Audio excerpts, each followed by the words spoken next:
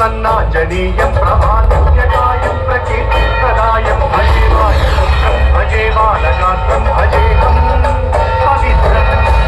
అది రామాయణ మహాయుద్ధం భీకరంగా సాగుతున్న తరుణం.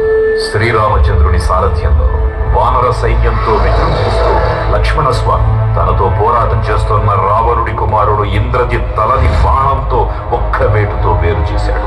ఇంద్రజిత్ మరణవార్త విన్న రావణుడు ఆవేశంతో ఊడిపోయాడు. ప్రతీకారం కోసం పాతాళ లోకాధిపతి తన సోదరుడు అయినటువంటి మహిరావణుడి సహకారం కోరాడు.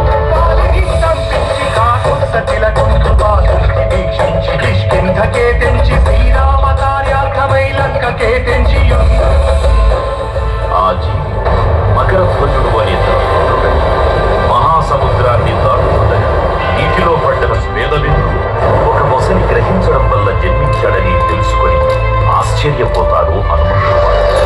బ్రహ్మాండమైనట్టి ఆ శక్తిని వైచి